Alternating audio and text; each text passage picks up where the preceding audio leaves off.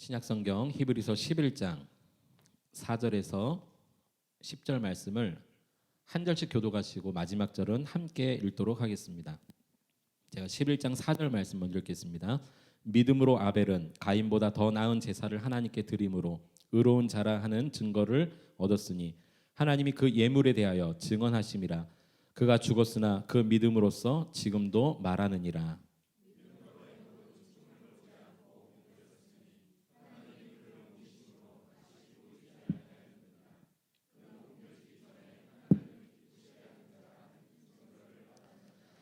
믿음이 없인 하나님을 기쁘시게 하지 못하나니 하나님께 나아가는 자는 반드시 그가 계신 것과 또한 그가 자기를 찾는 자들에게 상 주시는 이심을 믿어야 할지니라.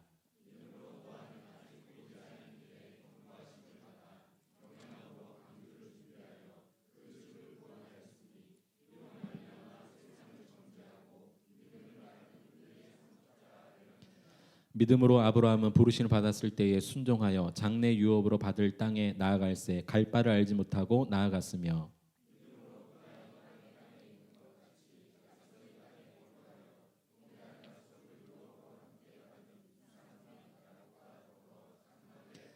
함께 읽겠습니다. 이는 그가 하나님이 계획하시고 지으실 터가 있는 성을 바랐음이라. 아멘. 오늘 말씀의 제목을 한번 따라해 보실까요? 믿음으로 증거를 얻는다. 여러분, 이런 말이 있습니다. 심증은 있는데 물증이 없다. 그래서 뭔가 이게 밝혀내지 못하겠다는 거죠. 이 세상은 증거가 있어야 믿습니다. 증거가 불충분하면 경찰서에 갔다가도 풀려나는 세상입니다. 아무리 마음으로 심증이 가도 이 세상은 증거가 있어야 믿을 수 있다는 거예요. 저희 두 딸들이 어릴 때입니다. 굉장히 어릴 때 유치원 아마 어린이집 다닐 때였는데 저희 아내가 집에서 이제 맛있는 간식을 직접 만들어서 이렇게 줄 때가 있었습니다. 제 기억으로는 이렇게 튀김가루가 막 이렇게 묻혀진 뭔가를 열심히 만들고 있었는데 아이들이 너무 좋아하는 간식이었어요. 그런데 이 아이들이 그 눈동자가 저거 좀 하나 먹었으면 제발 먹었으면 이런 눈동자인 거예요. 근데 아내가 그렇게 이야기하는 겁니다. 이거 다 만들고 아빠랑 같이 앉았을 때 먹는 거야. 절대 먹으면 안 돼. 손대면 안 돼라고 이야기했습니다. 근데 아내가 가스레인지에서 튀기고 만들고 또 상에 하나씩 놓고 하는데 이상하게 하나씩 뭐가 비는 것 같은 느낌이 드는 거예요. 그래서 아이들 불러서 누가 먹었어? 절대 안 먹었다는 거예요. 누가 먹었어? 그런데 아이들 여 잎에 이렇게 빵가루가 이렇게 묻어 있더라고요. 어린아이니까 이런 걸 모르는 때죠. 그래서 그 증거 때문에 범인을 찾았어요.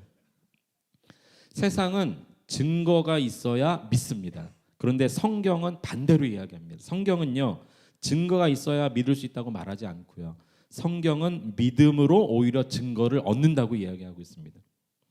오늘 우리가 읽은 본문은 4절부터 읽었지만 그 앞에 히브리서 11장 1절에서 2절에 보면 믿음은 바라는 것들의 실상이요라고 말하고 있습니다. 세상은 뭔가 실상이 보여져야 믿지만 그러나 성경은요 오히려 믿음이 실상이라고 이야기하고 있습니다. 보이지 않는 것들의 증거다라고 이야기하고 있습니다. 세상은 증거가 있어야 믿겠다 이렇게 이야기하죠. 아니 성경에 예수님께서 무리를 걸으셨다고 내가 직접 봐야 믿겠다 이렇게 세상은 말합니다. 그러나 오히려 11장 2절에 보면 믿음의 조상들은 이로써 증거를 오히려 얻었다고 이야기하고 있습니다. 그러니까 믿음이 그들의 증거 역할을 했다라는 것이죠. 그래서 저와 여러분들 우리의 믿음을 증명할 때는요 우리의 힘이나 노력이나 우리 어떤 신앙적인 열심이 우리의 믿음을 증명하지 않습니다. 그래서 우리가 눈에 보이는 모습을 보고 야, 저 사람 믿음 있다 그렇게 함부로 말할 수가 없습니다. 뭔가 열심히 하면 믿음이 좋은 것 같지만 우리의 예배 횟수가 늘어나고 우리의 기도의 시간이 늘어난다고 우리가 믿음이 있는가 그렇게 말할 수 없다는 것입니다. 믿음은 보이지 않습니다. 그러나 분명한 것은 성경은 믿음이 오히려 증거가 된다 이렇게 말하고 있다는 것이죠. 우리가 함께 읽은 말씀에 보면 4명의 사람들이 나옵니다. 먼저 4절에 보시면 아벨이라는 사람이 나오는데요. 아벨은요 어떤 사람이라고 히브리서 11장이 증거하고 있습니까? 이렇게 말하고 있습니다. 아벨은 가인보다 더 나은 제사 하나님 앞에 드림으로 의로운 자라신 증거를 얻었으니 하나님이 그 예물에 대하여 증언하셨다. 이렇게 말하고 있습니다.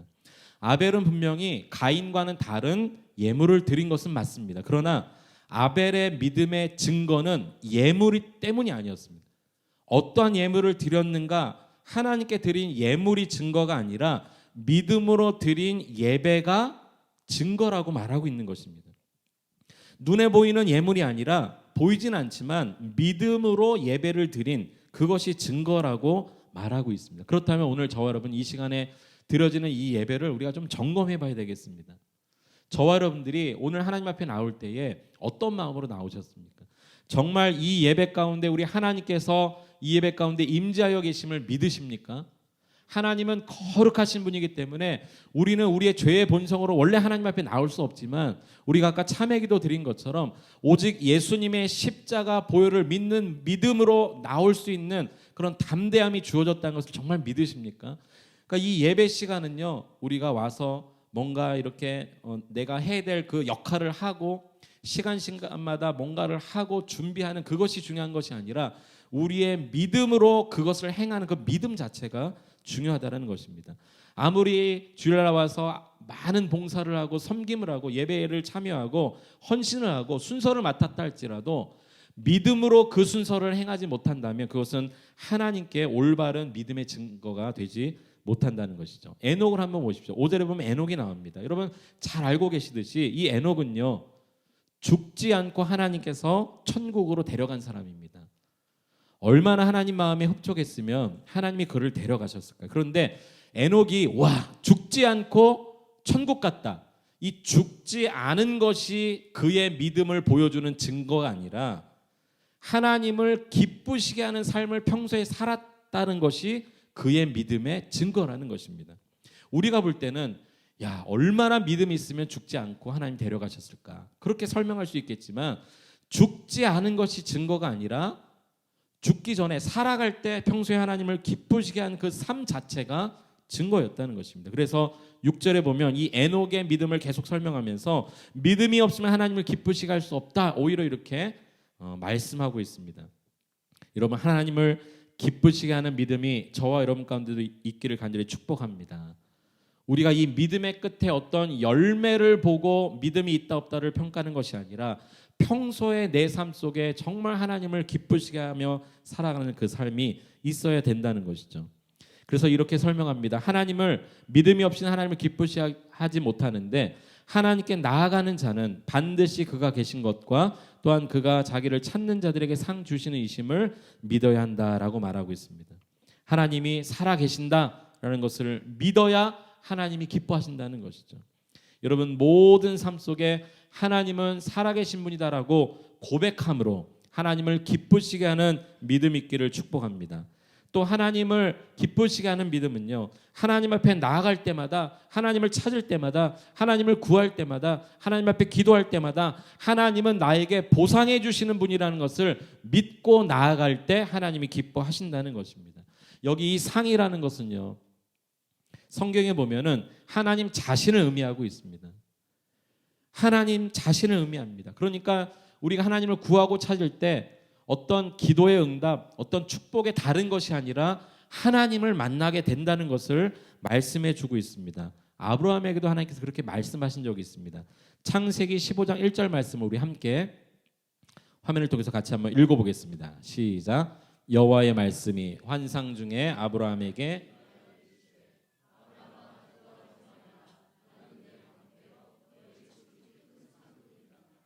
아멘. 하나님께서 뭐라고 말씀하셨냐면 내가 너희의 방패고 내가 너희의 지극히 큰 상급이다 이렇게 말씀하셨습니다. 아브라함에게 다른 상은 어떤 가나안 땅도 아니었고요. 많은 민족을 이루는 것도 아니었고요. 하나님 자신이 상급이었다라고 하나님 직접 가르쳐 주셨습니다. 하나님께 나아가는 자는 그가 계신 것과 그를 찾는 자들에게 반드시 상 주시는 분임을 알아야 한다라고 했을 때 이 상이 바로 하나님 자신이라는 것입니다. 여러분이 하나님을 구하고 찾을 때에 하나님이 여러분을 만나 주실 줄 믿으시길 바랍니다. 그 믿음을 가지고 기도하는 것과 그 믿음 없이 그냥 습관적으로 기도하는 것은 너무도 큰 차이라는 것이죠. 7절에 보면 노아는 어떻습니까? 여러분, 노아의 믿음의 증거가 뭐냐면 그 홍수 심판 중에서도 노아의 8식구만 살아서 노아 방주 속에 들어갔다라는 것이 그의 믿음의 증거가 아니라, 그의 믿음의 증거는요, 앞을 보지 못하는 일에 대해서 하나님의 말씀을 경외하여 순종한 것 자체가 믿음이다, 그것이 증거다라고 이 히브리서 11장은 이야기하고 있습니다. 한마디로 이 노아는요, 세상을 따르지 않고 믿음으로 하나님의 말씀을 순종했습니다. 하나님 말씀을 경외하고 두렵고 떨리는 마음으로 순종한 것입니다. 이 노아는요, 한 번도 그가 살아생전에 홍수를 경험해 보지 못한 사람입니다. 그도 한 번도 보지 못한 이 홍수를 120년 동안 망치질을 하면서 그저 하나님이 말씀하셨기 때문에 두렵고 떨림으로 방주를 지었던 것입니다. 그 120년 동안 그 망치 소리가 세상 사람들에게 들리지 않았겠습니까? 얼마나 많은 조롱을 했을까요? 얼마나 많은 비난을 했을까요? 얼마나 많은 사람들이 바보라고 이야기했을까요? 그러나 묵묵히 그 망치 소리를 계속 망치를 두드립니다. 여기 보면요, 성경에 보니까 이 7절에 보니까 노아는 아직 보이지 않는 일에, 그 홍수 사건을 이야기합니다. 그 일에 경고를 받아 경외함으로 방주를 준비하여 그 집을 구원하였으니, 그 다음에 보면 이로 말미암아 세상을 정죄하고라고 말하고 있습니다. 노아가 세상을 정죄했다는 것이 아니라 세상이, 사람들이 노아의 이 120년 동안의 망치질, 묵묵히 그 일을 행하는 모습을 보고 때로는 비난도 하고 저 바보 같은 사람 아니야 라고 비난도 했지만, 그 120년 기간 동안에 세상 사람들 마음속에 경종을 울렸다는 것입니다. 시간이 가면 갈수록 변할 듯도 한데 어느 정도 가다가 비는 무슨 비야 이러면서 노아가 망치를 던져버릴 만도 한데, 그 120년 동안 묵묵하게 망치를 두드리는 그 소리를 들을 때마다 처음에는 비난했던 세상 사람들이 양심의 가책을 느끼고, 저 사람은 도대체 뭔가, 도대체 하나님은 어떤 분이시길래 저렇게 하나님의 명령 한마디를 경외하는 마음으로 저렇게 120년 동안 노아가 방주를 지을까. 세상 사람들이 이 노아의 행위를 통해서 정죄를 받았다는 것입니다. 마음의 양심의 가책을 느끼고 이거 뭔가 이러다 정말 하늘에서 비가 쏟아지는 거 아니야? 그런 마음을 갖게 노아가 했다는 것이죠. 그렇기 때문에 노아의 8식구가 홍수 가운데서도 죽지 않고 살았다는 게 그의 믿음의 증거가 아니라 평소에 그가 하나님의 말씀을 두려워했다는 그 자체가 노아의 믿음의 증거였다는 것이죠. 또 8절에 보면 아브라함 한번 보십시오. 아브라함을 뭐라고 설명하고 있습니까? 아브라함은 부르심을 받았을 때 순종하여 장래의 유업으로 받을 땅에 나아갈세, 이렇게 말하고 있습니다. 아브라함이 믿음이 있었다 없었다의 증거가 장래의 유업으로 받을 땅이 증거가 아니라, 갈 바를 알지 못했지만 부르시고 아버지와 고향의 집을, 그 고향을 떠나라고 말씀하신 그 말씀에 순종했다는 것이 믿음의 증거라는 것입니다. 오히려 10절에 보면 뭐라고 말씀하고 있냐면 하나님이 계획하시고 지으실 터가 있는 성을 바라봤다고 이야기하고 있습니다. 지금 당장 눈앞에 있는 상황이 아닌데 앞으로 하실 하나님의 일들을 기대하며 믿고 신뢰하며 그냥 길을 떠난 것입니다. 저와 여러분들은 이 말씀드린 아벨, 또 노아, 에녹, 아브라함의 삶을 보면서 그들이 축복받은 그 축복의 결과물들을 통해서 그들이 정말 믿음이 있었구나라고 생각할지 모르겠습니다. 그러나 그 결과가 믿음의 증거가 아니라 그 결과 이전에 묵묵히 순종하고 묵묵히 바라보고 오히려 그 눈앞에 보이는 것이 아닌 보이지 않는 하나님을 신뢰했던 그 자체가 히브리서 11장은요, 이게 그들의 믿음이다라고 말하고 있다는 것입니다. 오늘 저와 여러분은 어떤 것을 믿음이라고 생각하십니까? 우리 성도들을 바라볼 때 저분은 정말 믿음이 있구나라고 생각하고 판단할 때 무엇을 보고 그렇게 믿음이라고 단정을 지으십니까? 믿음은요, 보이지 않습니다. 그래서 보이는 현상을 보고 믿음이라고 말할 수 없다는 것입니다. 이 아벨, 에녹, 노아, 아브라함, 이들의 믿음에 세 가지 특징이 있습니다. 첫 번째는 보이지 않는 것을 믿는 믿음이었습니다. 보이지 않는 것을 믿는 믿음. 여러분은 어떠십니까? 뭔가 결과가 나와야 우리는 믿지 않습니까? 뭔가 그래도 열매가 맺혀야 믿지 않습니까? 눈에 증거가 확 들어와야 우리가 믿지 않습니까? 그때 믿음이 생기고 그때 막 하나님을 향한 신뢰 마음이 막 커집니다. 왜냐하면 내가 봤기 때문이죠. 내 눈에 증거가 확실히 보였기 때문에 야, 하나님은 살아계시는구나. 우리가 그렇게 하나님을 향한 믿음이 그때 커집니다. 그러나 이것은 세상 사람들도 다 그렇게 살아갑니다. 성경은 우리 그리스도인들의 믿음이 그게 아니라고 이야기하고 있습니다. 우리 지난 한 주간 특세 기간을 통해서 모세를 인도하신 하나님이 모세의 삶을 어떻게 부르시고 인도해 가셨는지, 그리고 그 이후에 그 다음 세대들까지 어떻게 인도해 가셨는지를 함께 한 주간 우리가 묵상하는 새벽이 되었습니다. 그런데 이 모세도요, 마찬가지입니다. 우리 같은 성경이기 때문에 히브리서 11장 27절 말씀을 함께 좀 읽어보겠습니다. 우리 모세는 어떠했는지 27절 말씀 함께 같이 한번 읽겠습니다. 시작. 믿음으로 애굽을 떠나 왕의 노함을 무서워하지 아니하고 곧 보이지 아니하는 자를 보는 것 같이 하여 참았으며. 그가 출애굽할 때 얼마나 많은 어려움이 있었습니까? 그런데 성경은 이렇게 이야기합니다. 애굽 왕의 권세를 무서워하지 않았다는 거예요. 눈에 보이는 그 왕의 권세. 모세는요 40년 동안 왕궁에서 왕자로 살았기 때문에 애굽 왕의 입에서 떨어지는 왕의 이 권세 있는 말 한마디가 얼마나 두려운지를 알았던 사람입니다. 그런데 모세는 애굽 왕의 권세를 무서워하지 않고 믿음으로 애굽을 떠나는데요, 오히려 보이지 않는 하나님을 보는 것 같이 믿고 참았다고 말하고 있습니다. 저와 여러분, 이러한 믿음이 우리 모두에게 있기를 축복합니다. 지금 우리 삶에 다가온 고난이 얼마나 힘듭니까? 얼마나 어렵습니까? 그런데 이 상황 가운데 우리가 보이는 상황에 마음이 흔들릴 것이 아니라 오히려 보이지 않는 하나님을 보는 것 같이 믿을 때에 모세처럼 이런 믿음이 생겨나게 되어지는 것이죠. 모세는 아마 생각했을 것입니다. 애굽을 아는 사람입니다. 그렇기 때문에 애굽을 떠난다는 것이 생명을 걸어야 한다는 것을 그가 누구보다도 잘 알았습니다.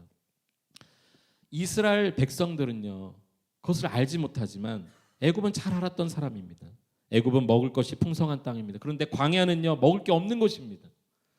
애굽은 물이 넉넉한 땅입니다. 그런데 광야는요, 물이 없는 곳입니다. 광야는요, 잘 곳도 없습니다. 광야는 쉴 곳도 없습니다. 광야는 머물 곳이 없습니다. 그런데 이 광야는 누구도 살 수 없는 환경이지만, 그러나 이스라엘 백성들이 수백만 명을 이끌고 광야로 들어갑니다. 왜냐하면 보이지 않는 하나님을 보는 것처럼 그가 믿고 참았기 때문인 것이죠. 광야 밖에서 광야를 볼 때는요, 광야가 아무것도 안 보였습니다. 그러나 광야에 들어갔더니 거기에는 물도 있고 거기에는 먹을 것도 있고 하나님이 날마다 불기둥과 구름기둥으로 인도하신다는 사실을 알았습니다. 광야 밖에서 광야를 볼 때는 보이지 않았던 것들이 광야에 들어가니까 하나님의 인도를 보게 되었다는 것입니다. 이런 하나님께서 이스라엘 백성들을 이렇게 인도하셨다라고 말씀하시는 성경 구절이 나오는데, 우리 출애굽기 19장 4절 말씀을 함께 읽어보겠습니다. 시작.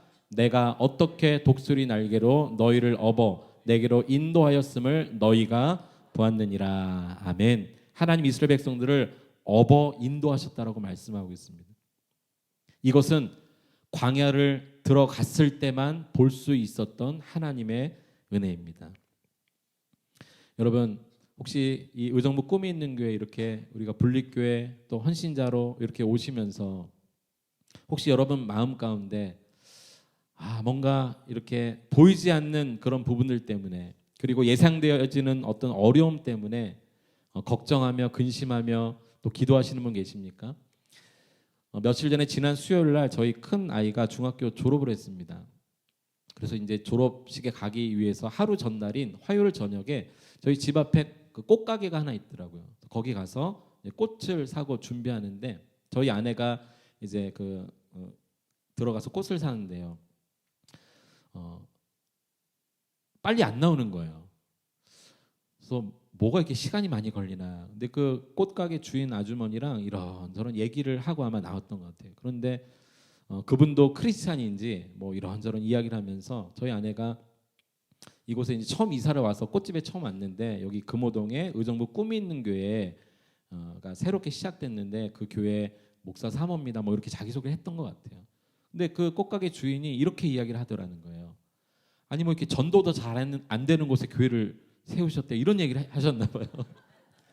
여기 전도 안 돼요. 이렇게 전도도 안 되는 곳에 오셨대. 막 이렇게 얘기했나 봐요. 저희 아내가 한쪽 마음에는 낙심이 되어지고 이러면서 나왔다는 거예요.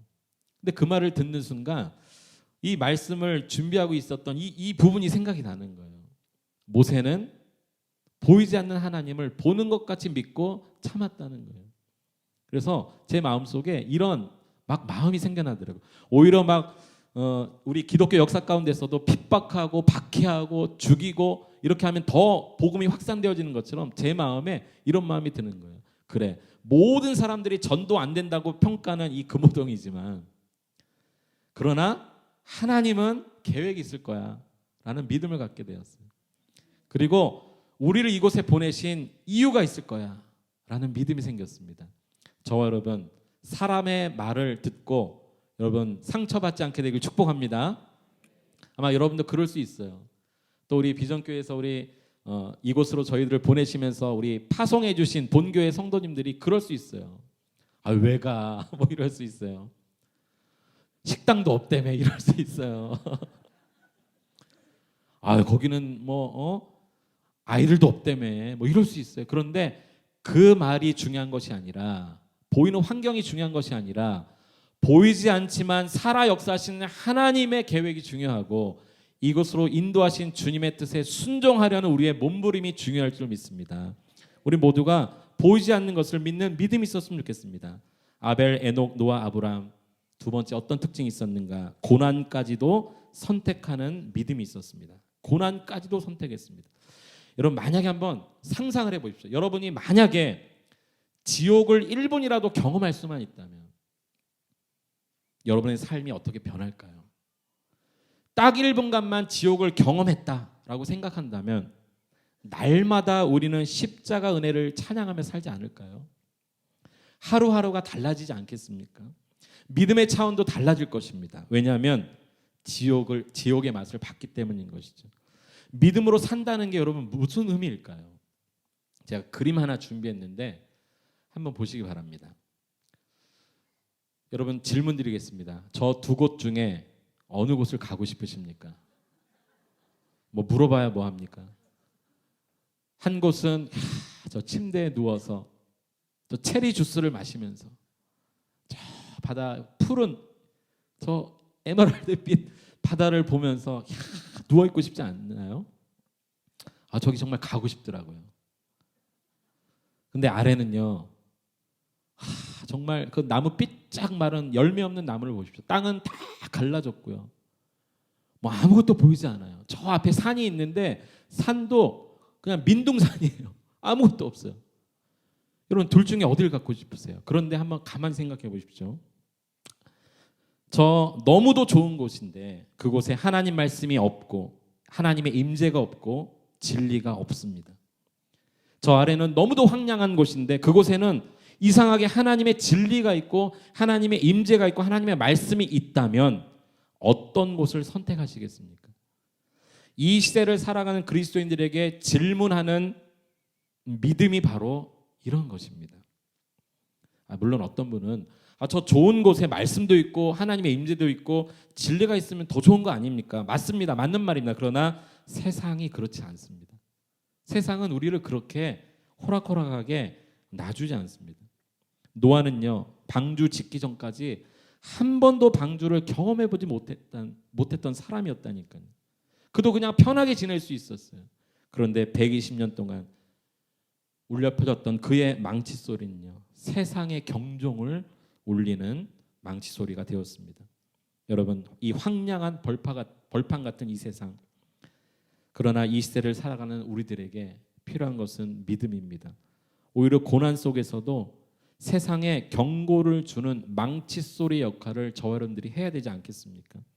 믿음이라는 것은 이 세상이 어떻게 생각하든지 간에 그것과 관계없이 하나님의 말씀을 붙잡고 묵묵히 가는 것입니다.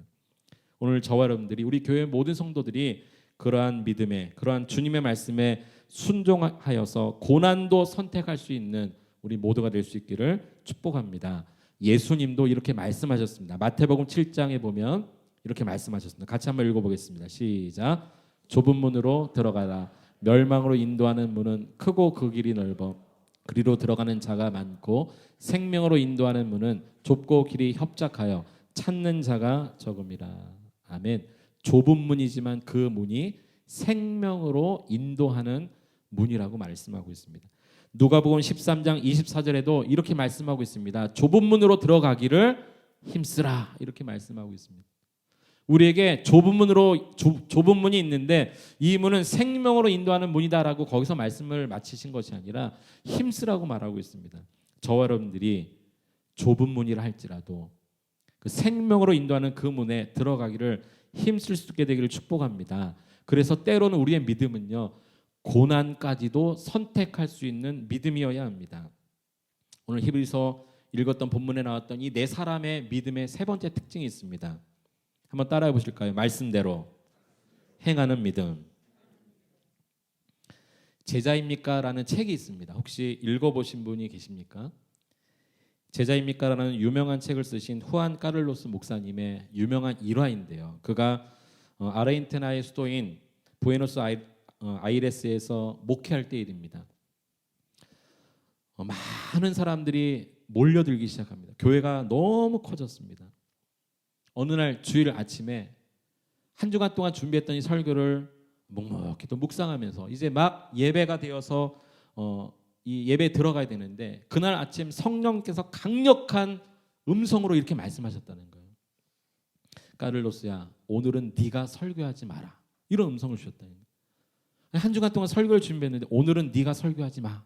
이런 하나님의 강력한 음성을 듣고 강대상에 올라가서 설교 시간에 이 한마디 딱 하고 내려왔다는 겁니다. 여러분, 서로 사랑하세요. 그리고 내려왔다는 거예요.